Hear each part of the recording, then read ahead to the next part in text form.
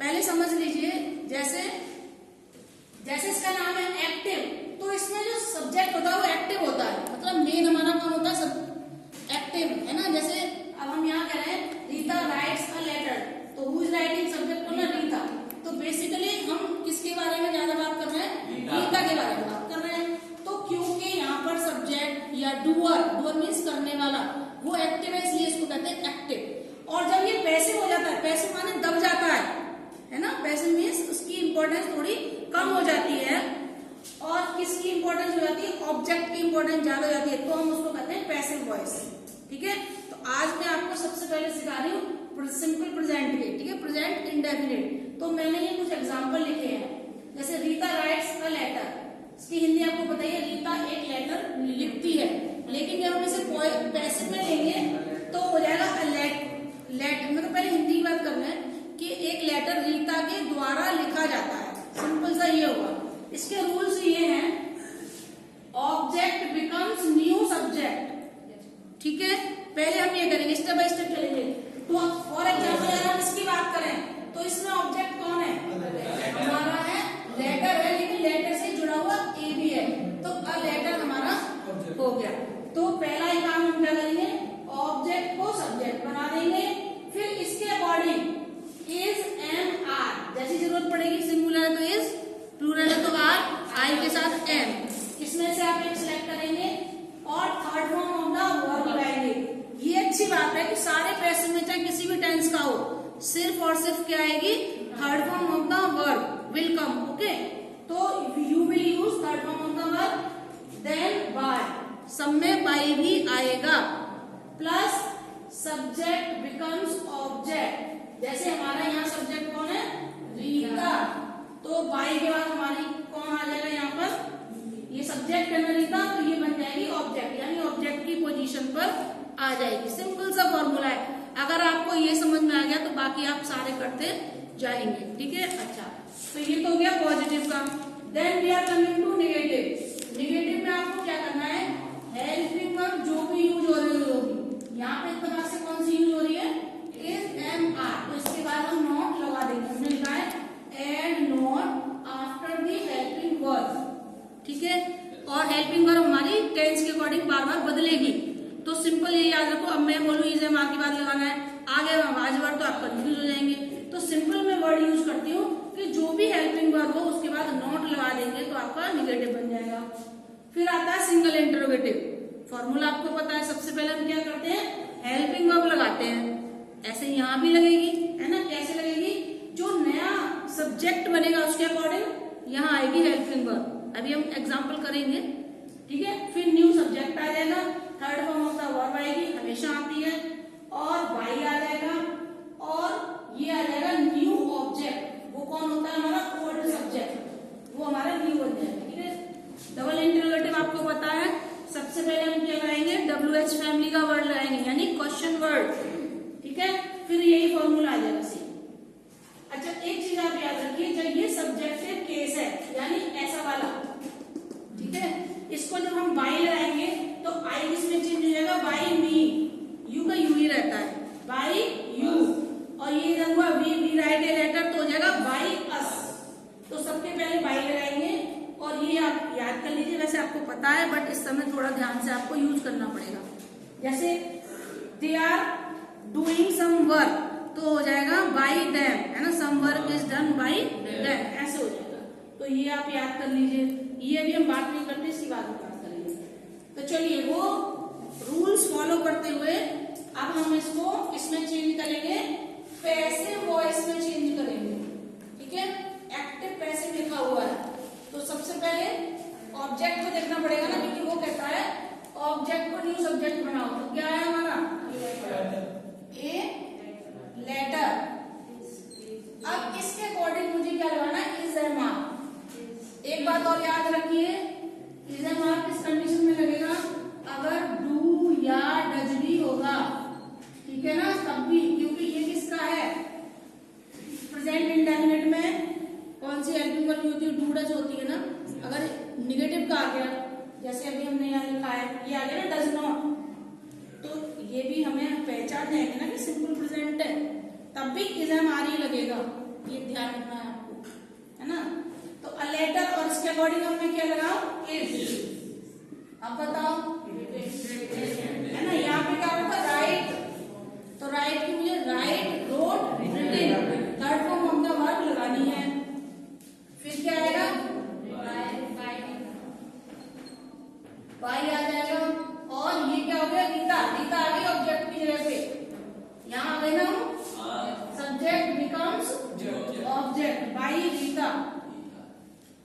ये हो गया आपका, बहुत इजी है, कुछ नहीं है इसमें। अच्छा, आपको ना ऐसे ये मत सोचो कि हमें पैसिव वॉइस बनाना आना चाहिए क्योंकि ये ग्रामर का पार्ट है। हम डेली लाइफ में बोलते हैं, लेकिन पता है उसमें ये वाला पार्ट गायब हो जाता है। पूछो कैसे, जैसे हम नोटिस लिखते हैं, all the students are informed that, by वाला पार्ट हम गायब कर देते हैं कि all the students are informed by the principal, ये नहीं लिखते, तो डूअर हट जाता है। बट हम कौन सा चीज का यूज करना है, पैसिव वॉइस तो यूज करना है ना। तो कई बार हम कहते हैं कि ma'am this boy is beaten by, है ना, तो हम डेली यूज में उसको यूज करते हैं। सिर्फ इसलिए नहीं सीखना हमको कि हमें ग्रामर में लिखना है, एक्सरसाइज आएगी या चेंज करना है, कन्वर्ट करना है, हम अननोइंगली उसको यूज कर रहे होते हैं अपनी लाइफ में। तो अब जैसे ये हो गया कि द डोर इज ब्रोकन, कहते हैं ना, अब ये नहीं बोल रहे किसने तोड़ी है ना, यार दरवाजा तोड़ दिया है किसी ने, किसी के द्वारा दरवाजा तोड़ दिया गया है ना, ma'am my notebook has been lost, वो भी पैसिव वॉइस का सेंटेंस है। तो इस तरीके से हम बोलते हैं, इसलिए आपको आना चाहिए। तो अभी तो यहाँ ये काम कर रहा है ना, डूअर कहकर रेडिन हो जाता है। तो ये हो गया। अब दूसरा है अमित ईट्स द केक, तो हमारा ऑब्जेक्ट क्या है यहाँ, द केक इधर आ गया, द केक अब इज eaten by अमित। कई बार बच्चे द अमित लिखते हैं, नाम से पहले कभी भी द नहीं आता है, वो भी मैं आपको यूज ऑफ आर्टिकल से बता दूंगी एक बार, वो भी बड़ा इंटरेस्टिंग सा टॉपिक है, ए एन और द, है ना। अच्छा, the gardener waters the plants, object क्या है, ये हो गया आपका ऑब्जेक्ट। दी प्लांट्स प्लूरल है, आर इसको नहीं लगाया, प्लूरल है, ठीक है, क्योंकि यहाँ प्लूरल है। The plants are watered, third form उसकी हुई वाटर्ड। और बाई तो सब में आएगा ही, और द गार्डनर हो गया। अब बताइए, मिस्टर शर्मा, ये निगेटिव का एक एग्जांपल लिख दिया था मैंने, does not teach maths, object क्या है, मैथ्स, इसके अकॉर्डिंग क्या लगेगा, इज, है ना। मैथ्स इज नॉट, मैंने कहा था हेल्पिंग वर्ब के बाद नॉट लगा दो तो हेल्पिंग के बाद लगा देते हैं। Maths is not taught by के बाद क्या करूं, मिस्टर शर्मा, ठीक है बेटा। अब लेते हैं एक सिंगल इंटरोगेटिव का, does Ravi complete the project. पहले ना हम ऑब्जेक्ट को देख लेंगे, क्योंकि उसके अकॉर्डिंग हमें सबसे पहले क्या लगानी है, हेल्पिंग वर्ब लगानी है। तो पहले मैं ये चेक कर लूं, ये क्या है, ये द प्रोजेक्ट है ना। तो द प्रोजेक्ट के साथ मुझे यहाँ क्या लगाना चाहिए, इज द प्रोजेक्ट। अब इसको आगे दोबारा नहीं लगाएंगे ना, इज द प्रोजेक्ट कंप्लीटेड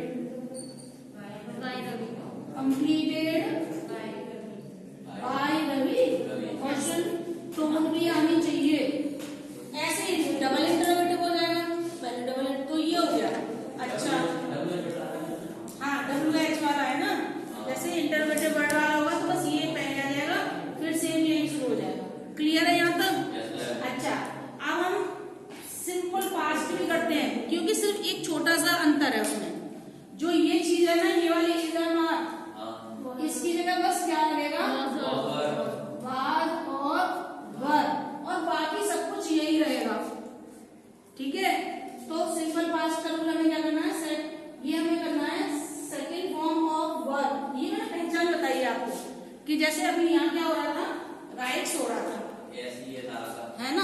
तो आपने पहचाना ये भैया सिंपल वो है।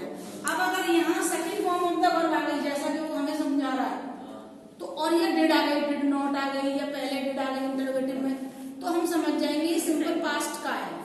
तो हम क्या करेंगे उस कंडीशन में, अगर ये कंडीशन दे रखी है सेंटेंस में और हमें पैसिव भी बनाना है, तो हमें क्या करना है, बस ये लगाना है, बस वो तो ऑलरेडी हमें थर्ड फॉर्म तो सब में लगाना है, ठीक है। तो एक हम इसको बना के देख लेंगे, इजी है ये भी, रीता, इसको हम पास्ट टेंस में कर देते हैं।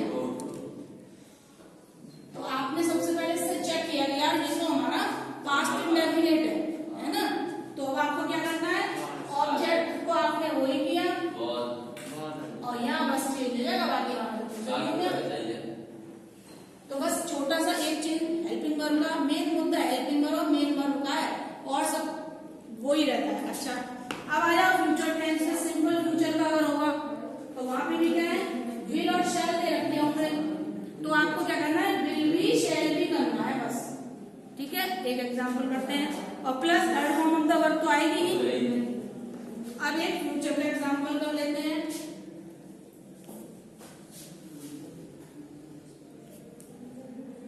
Amit will eat the cake, दाम में लिखा है कोई पर्टिकुलर स्ट्रॉबेरी या बटर स्कॉच, अपनी फेवरेट है ना, चॉकलेट वाला कुछ खा रहा होगा, इसलिए मैं द लगा दिया, तो वो पर्टिकुलर हो गया। Amit will eat the cake, आपको इसका कैसे बनाना है, बिल से पता चल गया कि तो भैया फ्यूचर टेंस है, तो मुझे छोटा सा नियम है, विल भी शैल भी करना, और तो कुछ नहीं करना है हमको। तो द केक